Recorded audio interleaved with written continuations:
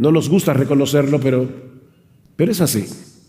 A un señor le preguntaron, ¿es usted creyente? Y yo digo, no, dudante.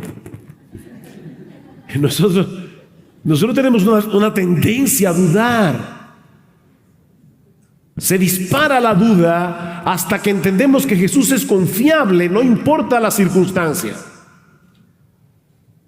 Mira, mi hermano, yo no sé lo que tú estás pasando, mi hermana, en este momento, pero sea lo que sea, si tú eres creyente, por favor no olvides que Jesús es confiable. Por encima de tu dolor, por encima de tu aflicción, por encima de tu circunstancia aflictiva, Jesús es confiable. Yo no sé si en algún punto de esta historia Jairo llegó a pensar que Jesús no había actuado con la rapidez que el caso ameritaba. Si tan solo se hubiera apresurado un poco más, su hija estaría viva. Pero el Señor sabía que no había ninguna razón para apurar el paso. Las cosas tienen que suceder según la agenda de Dios, no según la agenda de los apóstoles, no según la agenda de Jairo, no según tu agenda, no según la mía. Es la agenda de Dios. Mis hermanos, nuestra noción del tiempo nunca es adecuada cuando nosotros tendemos que evaluar la actuación de Dios. Ustedes saben que cada cultura tiene una noción particular del tiempo. Y eso impacta considerablemente la manera como reaccionamos. Por ejemplo, los dominicanos somos súper puntuales. Tú invitas a un dominicano a una reunión a las 8 y llega a las 9 en punto. Y yo no sé cómo es aquí en El Salvador. ¿Ustedes son iguales? Más o menos. Ahora, imagínate por un momento que se están casando una dominicana y un inglés. Yo estuve en Londres el año pasado y a mí me sorprendía cada vez que iba a tomar un tren, decía, llega a las 9:04. Yo decía, no puede ser a las 9:05, redondo, no. Y yo lo probaba con el 9:04, ¡pam! Ahí llegaba el tren. Impresionante. Ahora, se están casando, ¿verdad? Una dominicana y un inglés. Para él 5 minutos ya es muy tarde. Para la dominicana y la familia hay una elasticidad como de 60 minutos más o menos, un rango de elasticidad. Entonces llega la hora determinada para la boda, ¿verdad? Ya todos están ahí esperando. En el ala derecha están los ingleses irritados, molestos, mirando el reloj. En el ala de izquierda están los dominicanos hablando, porque para ellos, lamentablemente para nosotros, esto es de lo más normal. Ven cómo cada cultura maneja el tiempo de una manera diferente. Bueno, mis hermanos, si el sentido del tiempo cambia mucho de una cultura a la otra, cuando se trata de Dios, la situación ya es muy crítica, porque, hermanos, el obrar de Dios en el tiempo es absolutamente incomprensible para nosotros. Dios llama a Abraham y le dice, capítulo 15, capítulo 17, le dice, Abraham, te voy a dar 2 promesas. Capítulo 15, te voy a dar un hijo. Capítulo 17, te voy a dar esta tierra. Y en el mismo capítulo 15 le dice lo mismo. ¿Cuándo, Señor? Bueno, el hijo dentro de 25 años y la tierra dentro de 400 años. El tiempo de Dios. Alguien decía, la gracia de Dios nunca actúa según nuestro horario. Y eso es tan importante, hermanos. Cuando estamos en medio del dolor y comenzamos a pedir a Dios, Señor, por favor, ven, Señor, ven, actúa, ven, Señor. Y pasa un día y el día se convierte en un mes y el mes se convierte en un año y en 2 años y en 4 años. Y uno dice, Señor, ¿qué pasa? Yo le decía a mi esposa en estos días, hemos estado pasando muchas aflicciones de diversos tipos. Y por momentos, conversando ella y yo abiertamente hemos dicho, wow, le hemos pedido tanto al Señor y parece como que Él no está escuchando. Pero ¿saben qué? Yo le decía a mi esposa, ¿saben, mi amor, que en los 47 años que nosotros tenemos siendo cristianos, Muchas veces nosotros le hemos pedido al Señor en oración: Señor, santifícanos, Señor, haznos como Cristo. ¿Y qué si esta dilación ahora no es más que la respuesta de Dios a aquellas oraciones? No entendemos lo que Dios está haciendo. Para Jairo era demasiado tarde. Para Jesús las cosas estaban ocurriendo según lo previsto. Jairo, no temas. No temas, cree solamente. Mis hermanos, la fe es el antídoto divino contra el temor. Creo que era Martin Lloyd-Jones que decía que la fe consiste en aplastarle la cabeza a la serpiente de la duda con la promesa de Dios.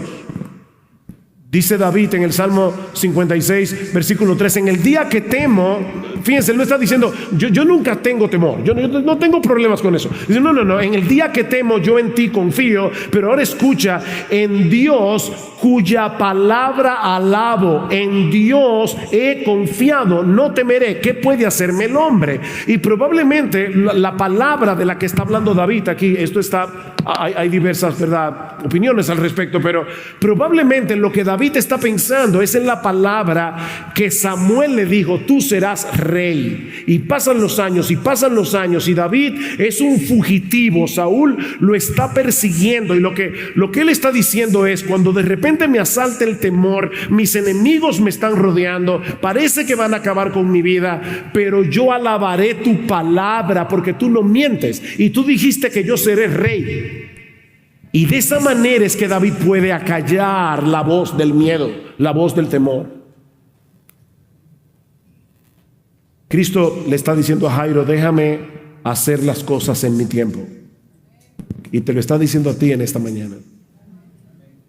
Y verás que a final de cuentas el tiempo mío será infinitamente mejor que el tuyo. ¿Recuerdan la historia de José y el copero del rey? El copero y el panadero van a la cárcel. José le dice: a ti te van a matar en 3 días, a ti te van a volver a colocar en tu puesto. Y le dice al copero: por favor, cuando tú recuperes tu puesto, acuérdate de mí. Pero ¿qué pasó? Que el copero se olvidó por 2 años. Uno lee rápido el texto, así: 2 años. Ahora, ¿qué hubiera pasado si al copero no se le hubiera olvidado la petición de José? Lo que hubiera pasado es que José habría sido liberado y habría sido un expreso en Egipto y ya. Pero 2 años después, Dios usó una circunstancia, el sueño de Faraón, para que se cumpliera el plan de Dios. No era cuando José le pidió al copero que se acordara de él, era 2 años después, porque ese era el tiempo de Dios. Ahora, contra toda posibilidad razonable, Jairo decide confiar en Jesús. Y yo espero, mi hermano, mi hermana, que el Señor use este mensaje para ayudarte en ese sentido, porque dice en el versículo 37: y no permitió que nadie fuera con él, sino solo Pedro, Jacobo y Juan, el hermano de Jacobo. Fueron a la casa del oficial de la sinagoga, y Jesús vio el alboroto y a los que lloraban con él y se lamentaban mucho. En los días del Señor, y de hecho todavía aún en América Latina eso pasa, hay lloronas profesionales, se llaman plañideras. En nuestro país hubo un dictador, Rafael Leonidas Trujillo Molina. Gobernó el país con mano de hierro por 31 años. Fue ajusticiado en 1961 y los hermanos, para que se viera que era amado por el pueblo, comenzaron a contratar lloronas. Me dicen, yo era muy chiquito, que se pagaban a 5 los gritos y a 10 los desmayos. Impresionante. Por supuesto, la cantidad de lloronas dependía de lo que la familia podía pagar. Y como la familia de Jairo era una familia pudiente, Mateo dice que era mucha gente que estaba llorando. O sea, contrataron Oh, era un jolgorio que había allí, mucha gente llorando. Llega Cristo, versículo 39, y entrando les dijo: ¿por qué hacéis alboroto? La verdad es que las cosas del Señor son tan peculiares como solo Jesús puede hacerlo. ¿Por qué hacéis alboroto y lloráis? La niña no ha muerto, sino que está dormida. Y se burlaban de él. Fíjense cómo en un segundo el llanto se convirtió en burla. En un segundo. Pero Jairo siguió creyendo en Jesús. Y lo sabemos porque él y su esposa hicieron exactamente lo que Jesús les ordenó. Pero él, echando fuera a todos, tomó consigo al padre y a la madre de la niña. O sea, ellos todavía no están diciendo: ¿y para qué vamos a ir a la habitación? Ya. No, ellos... Señores, por favor, piensen en eso. Su niña muerta está en esa habitación. Y Jesús le dice: Jairo, no te preocupes, cree. Solamente no tengas temor. Ven conmigo, ven, vamos. Dile a tu esposa para que vayamos juntos, entremos a la habitación. Tu niña está dormida, yo voy a despertarla, no te preocupes por eso. Y entró donde estaba la niña. Y tomando a la niña por la mano le dijo: Talita cum, o cumi, que traducido significa: niña, a ti te digo, levántate. Ese relato me enternece mucho. De nuevo, lo que está pasando aquí, hermanos, es una mezcla de poder, compasión, ternura, todo al mismo tiempo. Y obviamente tenemos que entender este pasaje a la luz de la ley ceremonial del Antiguo Testamento, porque tocar el cuerpo de una niña muerta también hacía a Jesús ceremonialmente impuro. Pero si notaron en el texto, Jesús no toma eso en cuenta y le toma la mano a la niña. Ese dato es importante. Y le dice: Talita. Es un diminutivo para niña, muchachita. Cumi, levántate. Lo que Jesús está haciendo aquí es muy similar a cuando nosotros vamos a la habitación de uno de nuestros hijos y le decimos: mi amor, ya es hora de ir a la escuela, levántate.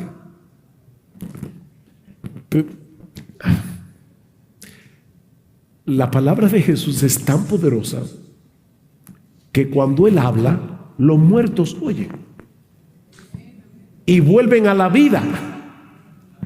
Versículo 42. Al instante la niña se levantó y comenzó a caminar, pues tenía 12 años.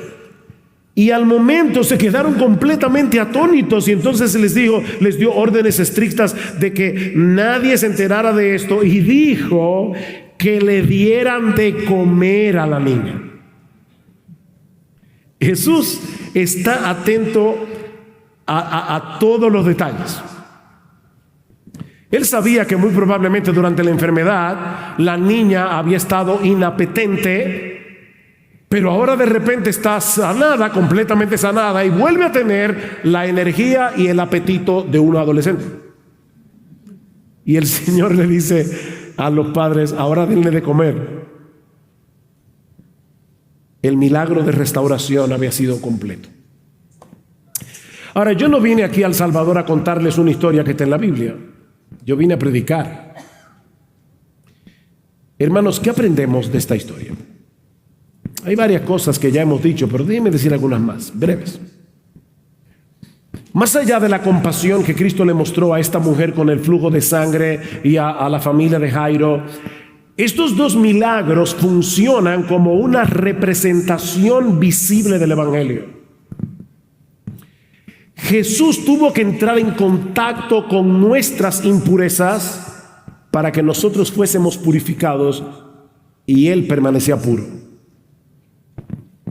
Cuando la mujer con flujo de sangre tocó a Jesús, en vez de hacerlo a él impuro, ella quedó ceremonialmente purificada. Y lo mismo sucedió con la hija de Jairo. En vez de contaminarse al tocar su cuerpo muerto, el toque de la mano de Jesús hizo que la niña volviera a la vida. ¿Saben que en cierto modo todos nosotros por naturaleza tenemos el mismo problema de esta mujer y de esta niña?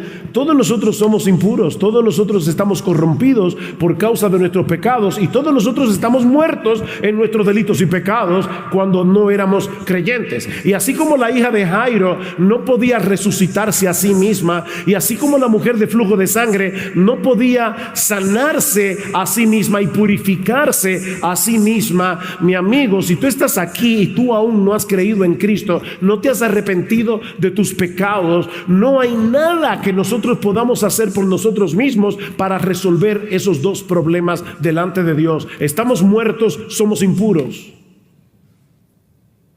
La buena noticia del Evangelio es que el Hijo del Hombre se hizo hombre para mezclarse con nuestras impurezas sin ser contaminado por ellas y luego morir en una cruz como si Él hubiera cometido tu pecado, tus pecados, tus pecados, tus pecados, mis pecados. Recibir la ira de Dios. Cristo le dijo: Padre, trátame a mí como un mentiroso, trátame a mí como un adúltero, trátame a mí como un adicto a la pornografía, trátame a mí como un violador, trátame a mí como un asesino, trátame a mí como un adúltero. Castígame tú, Señor, a mí para que ellos puedan ser librados. Eso fue lo que sucedió en la cruz. Al que no conoció pecado por nosotros, a él Dios lo hizo pecado para que nosotros fuésemos hechos justicia de Dios. Justicia de Dios en él, mi hermano.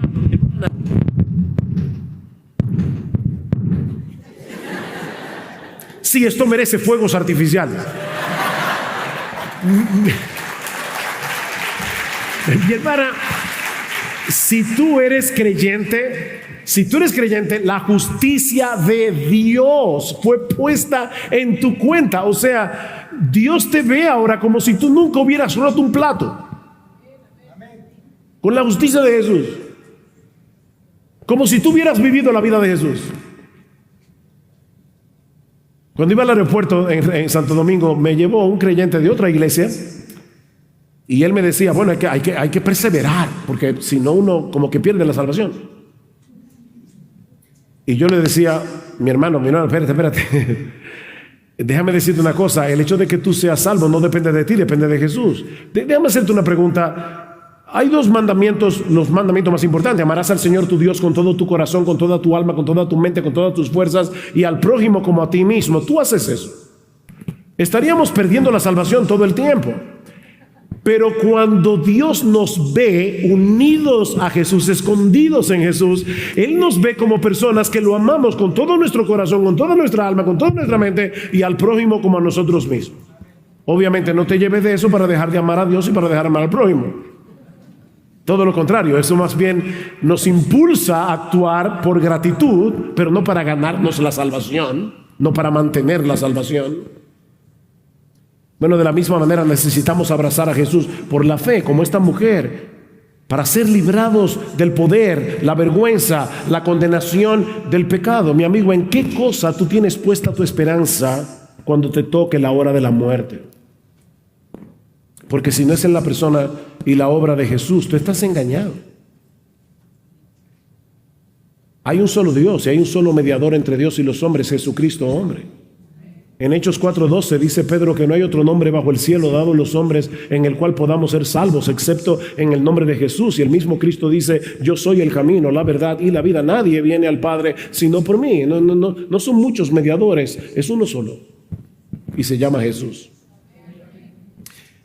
Pero también aprendemos de estas dos historias que nuestro Dios no solo sabe qué hacer en situaciones desesperadas, sino cuándo hacerlo.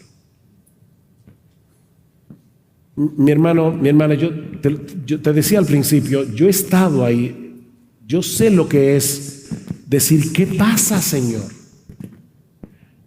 Y ahí es que uno tiene que recordar: mi Dios sabe qué hacer y cuándo hacerlo. Hace 3 meses mi esposa fue operada de la columna vertebral. Tenía cuatro vértebras fracturadas, y luego de fracturarse esas vértebras en una caída, una de esas vértebras explotó literalmente 2 semanas después se volvió a caer y se rompió 3 costillas. Mi esposa estaba muy adolorida. Se pauta la operación para un jueves, pero algo pasa y mi médico nos dice no se puede el jueves, va a ser el sábado. Hermano, nosotros tenemos ya desde diciembre, mi esposa con dolor, mucho dolor, y ya estamos en febrero. ¿Entiendan eso? No es el jueves, es el sábado. Bueno, esperar el sábado. El sábado llama el médico y dice, tampoco puede ser el sábado, porque el suministro de instrumentos no llegó a tiempo, va a ser mañana, a las 8 de la mañana. Llegamos al hospital, estábamos ya en el hospital, hacía una semana ya que estábamos internos los dos. Y cuando van a entrar a Gloria al quirófano, viene el doctor y dice, lo lamento, yo no puedo operar a Gloria ahora porque se me ha presentado una emergencia. Una niña, como de 12 años, por cierto, que yo operé ayer, de repente se le presentó una hemorragia. Y yo tengo ahora que aprovechar que el quirófano ya estaba limpio, porque para limpiar un quirófano se necesita 1.5 horas. Ya el quirófano está listo. Lo que queremos hacer es usar el quirófano para la niña, pero no para ti. Y Gloria, mi esposa, le dijo, doctor, Dios es soberano, y si Él en su providencia lo ha querido así, esperamos. Entraron a la niña, así que Gloria finalmente entró al quirófano a las 11 de la mañana. Cuando termina la operación de Gloria, me llama el médico, ya ustedes se pueden imaginar, yo voy corriendo a ver qué pasó, y uno de los médicos me dice, ¿sabes eres amigo mío? Me dice, Sugel, ¿sabes una cosa? Gloria, sin saberlo y sin quererlo, le salvó la vida a esa niña. Porque el médico no estaba supuesto a venir hoy al hospital. Era ayer, porque ayer era que iba a operar a Gloria y a esa niña. Así que él no debía estar en el hospital hoy. Pero cuando esa niña entró al quirófano, ya había perdido litros y litros de sangre, estaba entrando ya en un shock y estaba a punto de morir. Dios orquestó todas las cosas para salvarle la vida a esa niña. Lo que a nosotros nos parece una dilación no es otra cosa que el cumplimiento del plan de Dios. Jesús no estaba siendo negligente con esta familia. Esta supuesta tardanza era parte de su amor, porque a final de cuentas les dio mucho más de lo que Jairo le había pedido. Jairo no le pidió a Jesús que resucitara a su hija, era que la sanara. Y el Señor le dio la oportunidad de verlo levantar a un muerto. Wow. Fortalecer su fe y revelársele más ampliamente. No, mi hermano, mi hermana, no es por negligencia que Él no se apresura cuando nosotros queremos que Él vaya más rápido. Es por amor. Si somos honestos, la razón por la que nos abatimos y desesperamos en medio de las pruebas, y sobre todo cuando son muy largas, es por nuestra falta de fe. Y en cierto modo, y yo sé, no quiero echarle vinagre a tu herida, pero en cierto modo es por nuestra arrogancia. Porque aunque no lo decimos con palabra, la actitud del corazón es, óyeme, si Dios me hiciera caso. Como si tú y yo tuviéramos un mejor plan que el suyo, o tuviéramos más sabiduría. Y Dios en su amor nos hace esperar para ayudarnos a tener una perspectiva correcta de la realidad y darnos la oportunidad de fortalecer nuestra fe haciendo uso de ella, porque para fortalecer la fe hay que usar la fe. Y para usar la fe hay que confiar cuando todo parece que se está destruyendo pedazos. Él no siempre nos dará lo que queremos, pero siempre nos dará lo que necesitamos. Dios siempre hace lo que es mejor para su gloria y para nuestro bien. Señor, quítame este aguijón, le dice Pablo. Si yo tuviera una mejor salud, Señor, fundaría yo no sé cuántas iglesias. No, Pablo, bástate mi gracia. bástate mi gracia.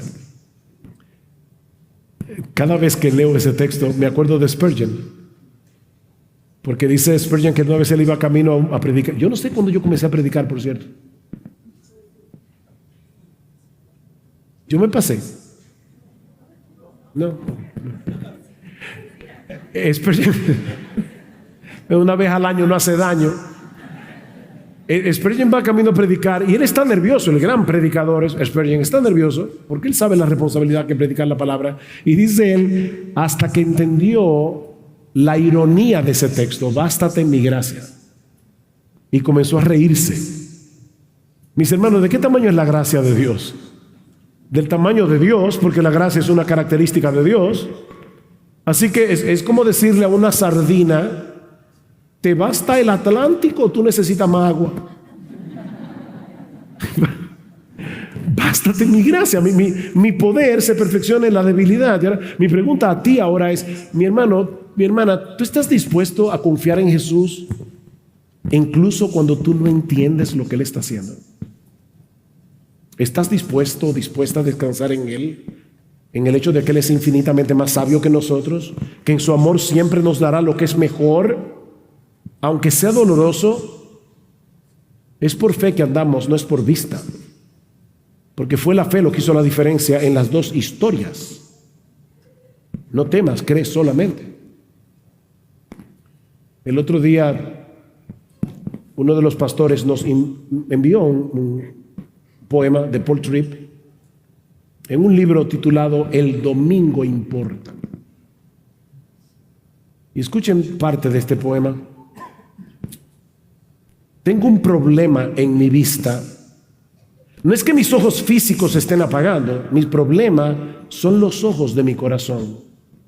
A menudo me falta claridad de visión para vivir con un corazón sumiso, para vivir una vida libre de quejas, para vivir con gratitud, para vivir con alegría, para vivir con un corazón tranquilo, para vivir con confianza en ti, para vivir para una gloria mayor que la mía, para vivir con la eternidad en mente, para vivir con una esperanza inquebrantable, para vivir con una valentía humilde, para vivir una vida moldeada por el amor, para vivir dispuesto a perdonar, para vivir con un corazón generoso, para vivir afligido por mi pecado, para vivir comprometido con la confesión y el arrepentimiento, para vivir descansando en la justicia de Cristo, para vivir una vida de fe y no de miedo, para vivir creyendo que me has dado todo lo que necesito, para vivir libre de la adoración de ídolos, para vivir con un corazón tierno y maleable, para vivir de verdad. Con demasiada frecuencia dejo que las luchas y las decepciones de la vida dominen tanto mi visión, mi meditación, mis interpretaciones, que quedo temporalmente ciego a ti, a tu presencia, a tus promesas, a tu poder, a tu gracia siempre activa. Dejo que los problemas me definan, dejo que las decepciones digan quién soy, dejo que el miedo abrume a la fe, dejo que las quejas tomen el lugar de la alabanza, dejo que mi ceguera me haga preguntarme: ¿dónde estás? ¿Qué estás haciendo? Si acaso escuchas mis clamores, si tus promesas son todavía confiables. Dejo que mi ceguera me haga colocarte en la corte de mi tribunal para cuestionar tu fidelidad y tu amor, de manera que corro de nuevo con tu pueblo. No solo para cantar canciones de redención, no solo para escuchar la instrucción de tu palabra, sino para que, ayudado por estas cosas, pueda abrir los ojos de mi corazón, pueda contemplar tu belleza una vez más, pueda tener una visión corregida una vez más, pueda verte una vez más en la gloria de tu esplendor, en la majestad de tu gracia, y habiendo contemplado tu belleza, postrarme en gozosa rendición y levantarme a vivir con la esperanza restaurada y el coraje de una fe renovada. Para eso es que nosotros venimos cada domingo a adorar a Dios junto al pueblo de Dios. Quiere el Señor hacer esa obra en cada uno de nosotros en esta mañana. Y mi anhelo y oración es la misma de Pablo en Romanos capítulo 15, versículo 13, que el Dios de esperanza os llene de todo gozo y paz en el creer, para que abundéis en esperanza.